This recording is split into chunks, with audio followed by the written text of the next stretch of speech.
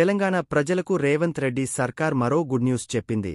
దసరా నాటికి ఇందిరమ్మ కమిటీలు ఏర్పాటు చేయాలని అధికారులకు సీఎం రేవంత్ రెడ్డి తాజాగా ఆదేశాలు జారీ చేశారు. అదే సమయంలో రాష్ట్రంలో నిరుపయోగంగా ఉన్న రాజీవ్ స్వగృహ ఇళ్లను వేలం వేయాలని ఆదేశించారు. ఇక డబుల్ బెడ్రూం ఇళ్ల కోసం ఎంపికైన లబ్ధిదారులకు ఇళ్లు అప్పగించాలని సీఎం రేవంత్ రెడ్డి సూచించారు. అదే సమయంలో బీసీ కులగణన కోసం వెంటనే కార్యాచరణ ప్రారంభించాలని పేర్కొన్నారు. తెలంగాణ ప్రభుత్వం ప్రజలకు దసరా కానుక అందించింది.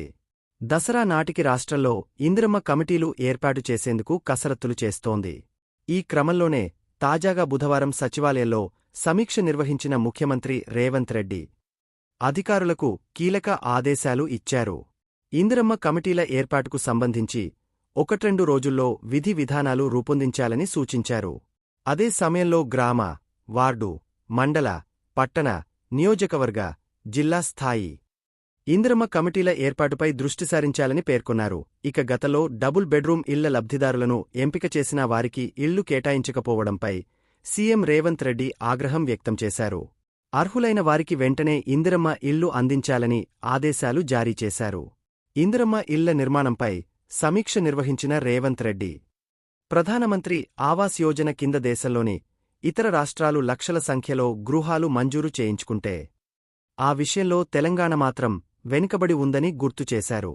అందుకే ఈసారి కేంద్రం మంజూరు చేసే గృహాల్లో ఎక్కువ సంఖ్యలో రాష్ట్రానికి ఇళ్లు సాధించుకునేందుకు చర్యలు చేపట్టాలని అధికారులను సీఎం రేవంత్ రెడ్డి ఆదేశించారు.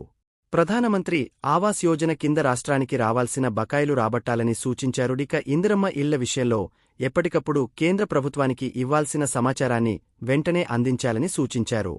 ఇందిరమ్మ ఇళ్ల విషయంలో సమాచారాన్ని ఎప్పటికప్పుడు అప్డేట్ చేయాలని రేవంత్ రెడ్డి అధికారులకు తెలిపారు. పెద్ద సంఖ్యలో ఇందిరమ్మ ఇళ్ల నిర్మాణం ప్రారంభిస్తే ఇంజనీరింగ్ సిబ్బంది సమస్య ఎదురయ్యే పరిస్థితి ఉంటుందని అధికారులు సీఎంకు తెలపగా అవసరమైతే ఔట్సోర్సింగ్ పద్ధతిలో నియామకాలు చేపట్టాలని ముఖ్యమంత్రి స్పష్టం చేశారు. ఇక రాష్ట్రంలో నిరుపయోగంగా ఉన్న రాజీవ్ స్వగృహ బ్లాక్లు ఇళ్లు వేలం వేయాలని సూచించారు.